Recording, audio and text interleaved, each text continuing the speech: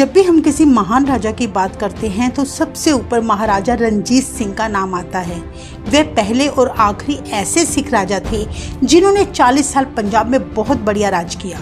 उस समय का पंजाब आज के पंजाब से कई गुना बड़ा था, जिसकी सीमाएं अफगानिस्तान, चीन और लाहौर तक फैली थी। उनके राज में हिंदू, मुस्लिम, सिख सभी मिलजुल कर रहा करते थे। महाराजा रणजीत सिंह के समय में पंजाब की अर्थव्यवस्था इतनी मजबूत थी कि यूरोपियन कंट्रीज से पंजाब 50 साल आगे था। उनके चलाए हुए 1 रुपए की कीमत 13 ब्रिटिश पाउंड के बराबर थी। शेरे पंजाब कहलाए जाने वाले रणजीत सिंह ने केवल 10 साल की उम्र में अपने जीवन का पहला युद्ध लड़ा, 12 वर्ष की उम्र में गद्दी संभाली और 18 साल की उम्र में लाहौर जीत लिया। आज इस वीडियो में हम महाराजा रणजीत सिंह के जीवन की हैरान कर देने वाली बहुत सी बातों को बताएंगे जो शायद ही आपने सुनी हो। सो आप इस वीडियो को अंत तक जरूर देखें। महाराजा रणजीत सिंह का जन्म 13 नवंबर 1780 में पाकिस्तान के गुजरांवाला स्थान में हुआ। इनका असली नाम बुद्ध सिंह था, पर 10 साल की उम्र में युद्ध जीतने के कारण इनके पिता ने इनका नाम रणजीत सिंह रख दिया। उस समय पंजाब 12 मिसलों में बिखरा हुआ था और इन मिसलों पर सिख सरदारों की हुकूमत चलती थी। पंजाब के हालात बिल्कुल ठीक नहीं थे। महाराजा रणजीत सिंह के पिता महासिंह खुद शुक्र चकिया मिसल के प्रधान थे। उनकी मौत के बाद 12 साल की उम्र में रणजीत सिंह उस मिसल के प्रधान बन गए और 18 साल की उम्र में महाराजा रणजीत सिंह ने उन सभी मिसलों को जो हर समय आपस में लड़ती रहती थी, उन्हें हराकर अपने सैन्य अभियान की शुरुआत की थी। उस समय लाहौर पर 3 सिख, चेत सिंह, मेहर सिंह और साहिब सिंह ने कब्जा किया हुआ था। वे तीनों भंगी मिसल के सिख थे जो आपस में हमेशा लड़ा करते थे, जिस कारण लाहौर के लोगों का जीना मुश्किल हो गया। उन लोगों ने महाराजा रणजीत सिंह को लाहौर आने का न्योता दिया और कहा कि आप लाहौर जीतकर अपने पंजाब में हमें शामिल कर लें। महाराजा रणजीत सिंह लाहौर गए, जहां उन्होंने बैठक बुलाई और भंगी मिसल को हटाकर सभी की सहमति से लाहौर के राजा बन गए। महाराजा रणजीत सिंह ने सन 1801 में तख्त पर बैठते ही सल्तनत का नाम सरकार खालसा रखा। चाहते तो वे अपना नाम भी रख सकते थे, पर उन्होंने खालसे को पहल दी। उनका मानना था कि ये सरकार खालसे की है, मेरी खुद की नहीं। इसके बाद महाराजा रणजीत सिंह ने नानक शाही सिक्के चलाए। तब भी महाराजा रणजीत सिंह का यही मानना था कि सतगुरुओं की बख्शीश से ही उन्हें राजपाट मिला है। कहा जाता है कि महाराजा रणजीत सिंह ने पहले दिन जितने सिक्के छपवाए वे सारे गरीबों में बांट दिए। वे बहुत ही चतुर और कुशल राजा थे। उस समय आलूवालिया मिसल सबसे ज्यादा शक्तिशाली थी। महाराजा रणजीत सिंह ने उस मिसल के साथ युद्ध न करके बल्कि उससे मित्रता कर ली। इस तरह उन्होंने अपनी शक्ति बढ़ाई और अफगानी पठानों को डराकर पंजाब से भगा दिया। साथ ही अफगान में घुसकर उनके काफी बड़े एरिया को अपने पंजाब में मिला लिया। महाराजा रणजीत सिंह की ये बहुत बहादुरी की बात है कि जिन पठानों ने कभी भी किसी भी गुलामी को स्वीकारा नहीं, पर महाराजा रणजीत सिंह से सारे पठान बुरी तरह से डरते थे।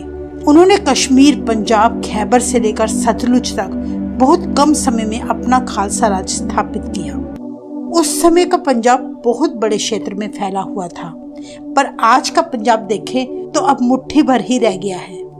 महाराजा रणजीत सिंह ने उन दुश्मनों से लड़ाई की थी जिनसे भारत के बड़े बड़े राजे भी डरा करते थे।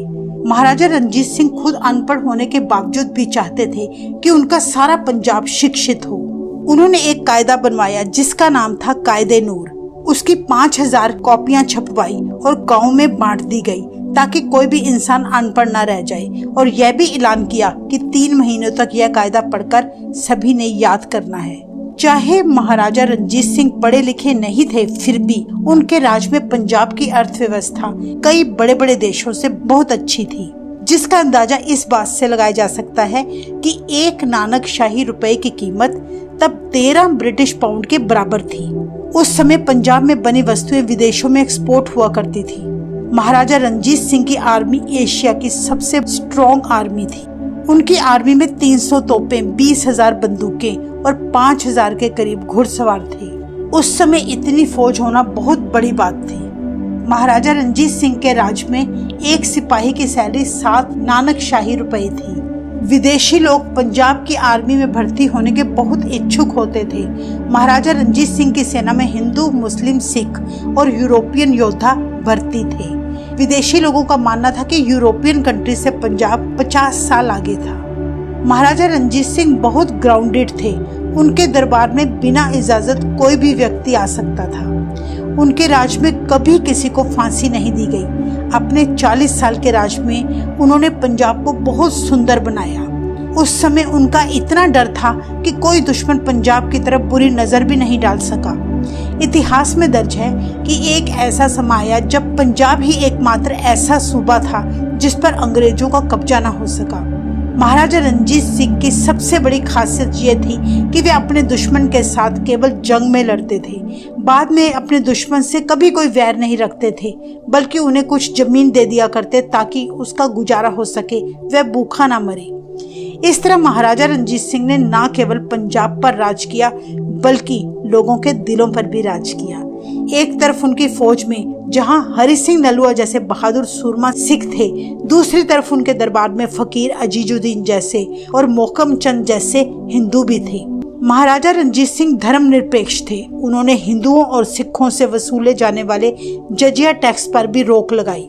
उन्होंने किसी को सिख धर्म अपनाने पर कभी भी जोर नहीं डाला और भारत में ढेरों गुरुद्वारे, मस्जिदें, मंदिर बनवाए, दिल खोलकर दान किया। जम्मू, हरिद्वार, काशी, कांगड़ा, बनारस में ढेरों मंदिर बनवाए। उन्होंने 750 एकड़ जमीन ननकाना साहिब के नाम कर दी। महाराजा रंजीत सिंह का सिख गुरुओं में अटल विश्वास था। उनका मानना था कि उन्हें जो कुछ भी मिला है वह गुरु की कृपा से मिला है, इसलिए वे जब भी गद्दी पर बैठते कभी ताज ना पहनते। उन्होंने श्री हरमंदिर साहिब, पटना साहिब और हजूर साहिब गुरुद्वारों में सोने की परतें लगवाई। इतिहास पढ़कर पता चलता है कि एक बार उनके दरबार में एक ऐसा बुजुर्ग व्यक्ति आया जिसने गुरु गोविंद सिंह जी के प्रत्यक्ष दर्शन किए हुए थे। जब महाराजा रंजीत सिंह को पता चला तो वे अपने सिंहासन से उठे और उस बुजुर्ग के चरणों में अपना शीश झुका दिया। वे बुजुर्ग ये देखकर बड़ा हैरान हुआ और बोला, आप तो बादशाह हो, आपके आगे दुनिया झुकती है, आप मेरे चरणों में क्यों झुके? इतना सुनकर महाराजा रंजीत सिंह ने कहा, आपने निरंकार प्रभु की जोत श्री गुरु गोविंद सिंह जी के दर्शन जो किए हैं, मैं बहुत भाग्यशाली हूँ जो मैंने आपके दर्शन कर लिए। तब महाराजा रंजीत सिंह ने खुश होकर उस बुजुर्ग को बहुत सी जागीरें भेंट की। इस बात से ये पता चलता है कि महाराजा रंजीत सिंह का अपने सतगुरु के प्रति कितना प्रेम, कितनी श्रद्धा थी। एक बार की बात है कि महाराजा रंजीत सिंह एक फकीर खुदा सिंह के दर्शन करने उसके स्थान पर गए। उन्हें देखते ही फकीर बोला, हाँ भाई काने, कैसे आना हुआ? महाराजा रंजीत सिंह हैरान होकर बोले, आपने हमें ऐसे क्यों बोला? लोग तो हमें महाराजा कहते हैं। तब फकीर बोला, दुनिया को तेरे से कुछ मतलब होगा, इसलिए तुझे महाराजा कहते हैं, पर मुझे तुझसे कोई मतलब नहीं। इतने वचन सुनकर भी महाराजा रंजीत सिंह चुपचाप हाथ जोड़कर खड़े रहे, फकीर की बात का गुस्सा न किया। ऐसी और भी बहुत सी साखियां हैं जिन्हें सुनकर पता चलता है कि इतना बड़ा बादशाह होने के बाद भी उन्हें जरा सा भी अहंकार ना था। कहते हैं कि एक बार महाराजा रंजीत सिंह अपने घोड़े पर सवार होकर प्रजा का हाल पता करने गए कि उनके राज में कोई दुखी तो नहीं है। तभी एक बूढ़ा आदमी रोता हुआ दिखाई दिया। पूछने पर उसने बताया कि मैंने सुनहरी अक्षरों में कुरान शरीफ लिखा है, पर मेरी कुरान की कदर तो तब होनी थी अगर कोई मुस्लिम राजा होता। अफसोस है कि इस राज का राजा एक सिख है। लगता है मेरी मेहनत की कदर नहीं पड़ने वाली। तभी राजा ने अगले ही दिन उसे अपने दरबार में बुलाया और उसका लिखा कुरान शरीफ अपने पास रख लिया। बदले में सोने की ढेरों मोहरें उसके घर पहुंचा दी गई। महाराजा रंजीत सिंह एक ऐसे धर्मनिरपेक्ष राजा थे जिन्होंने कभी किसी को यह महसूस नहीं होने दिया कि वे किसी एक धर्म के समर्थक हैं। कहते हैं कि महाराजा रंजीत सिंह ने उर्दू में लिखी हुई कुरान शरीफ का पंजाबी में भी अनुवाद करवाया था। महाराजा रंजीत सिंह की सोच बहुत ऊंची थी। इसका एक और उदाहरण मिलता है। जब कुछ बच्चे बेर के पेड़ पर पत्थर मार रहे थे तो एक पत्थर महाराजा रंजीत सिंह को, जो वहां से गुजर रहे थे, उनको जा लगा। सेवकों ने बच्चे को पकड़ लिया और पूछने लगे कि महाराजा रंजीत सिंह को तुमने पत्थर क्यों मारा है? वे बोले, हमने तो बेरी को पत्थर मारा था ताकि हमें बेर मिल सके। इतना सुनकर महाराजा रणजीत सिंह हंसकर बोल पड़े, अगर पेड़ पत्थर खाने से भी तुम्हें बेर देता है तो मैं एक महाराजा हूँ, फिर मुझे भी कुछ तुम्हें देना चाहिए। तब राजा ने उन बच्चों को खुश होकर सोने की मोहरें देकर विदा किया। सन 1831 में महाराजा रणजीत सिंह ने अपने पोते नौनिहाल के विवाह के समय जो सेहरा बनवाया था वह बेशकीमती और बहुत सुंदर था। उस बेहद सुंदर और कीमती सेहरे को देखकर महाराजा रणजीत सिंह ने अपने पोते से कहा, यह सेहरा बहुत सुंदर है, यह तुम्हारे लिए नहीं है, इसकी असली जगह श्री गुरु रामदास जी के चरणों में है। तब महाराजा रणजीत सिंह ने वह सेहरा श्री दरबार साहिब में गुरु रामदास जी के चरणों में भेंट कर दिया, जो आज भी वहां मौजूद है। कुछ इतिहासकार जैसे सर लेपल ग्रिफिन ने अपनी किताब रणजीत सिंह में लिखा था कि रणजीत सिंह शक्ल सूरत से अच्छे नहीं थे, चेचक के कारण उनकी बाईं आंख चली गई थी और उनके चेहरे पर गहरे निशान थे। एक और इतिहासकार जैसे अलेक्जेंडर बर्नो ने अपनी किताब a voyage up the Indus to Lahore and a journey to Kabul में लिखते हैं कि महाराजा रणजीत सिंह का कद 5 फुट 3 इंच से अधिक नहीं था। वे साधारण कपड़े पहना करते थे और कभी भी सिंहासन पर नहीं बैठते थे।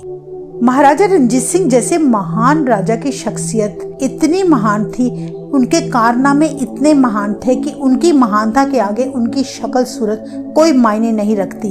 वे बड़े बहादुर, विनम्र और दयावान थे, इसलिए सच में वे हमेशा लोगों के दिलों पर राज करते रहेंगे। कई इतिहासकारों का मानना है कि महाराजा रणजीत सिंह की मौत दिल का दौरा पड़ने से हुई थी, पर उनकी मौत कुदरती नहीं थी। उनके खिलाफ सोची समझी एक साजिश थी। उस समय महाराजा रणजीत सिंह बहुत रिच और स्ट्रॉन्ग राजा थे। ब्रिटिशर्स किसी भी तरह उनसे सारा खजाना अपने कब्जे में लेना चाहते थे। वो तभी पॉसिबल था जब महाराजा रणजीत सिंह को खत्म किया जाए।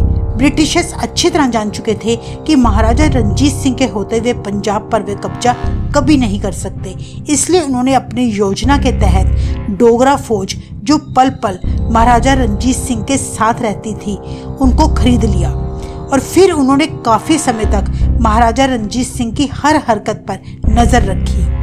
एक बार महाराजा रणजीत सिंह का सबसे प्यारा घोड़ा बीमार हो गया। काफी इलाज के बाद भी जब वो ठीक ना हुआ तो फिर अंग्रेजों ने अपना डॉक्टर हेनरी मार्टन को महाराजा रणजीत सिंह के पास भेजा, जिसने उनका घोड़ा ठीक कर दिया। उसके बाद हेनरी महाराजा रणजीत सिंह का निजी डॉक्टर बन गया। महाराजा रणजीत सिंह के खाने पीने और देखरेख की जिम्मेदारी भी डॉक्टर को सौंप दी गई। डोगरा फौज और रसोइयों के साथ मिलकर महाराजा रणजीत सिंह के खाने में जहर मिलाया जाने लगा, जिससे महाराजा रणजीत सिंह का शरीर धीरे धीरे कमजोर हो गया और उनकी दिल का दौरा पड़ने से मौत हो गई। वाहेगुरु जी का खालसा, वाहेगुरु जी की फतेह।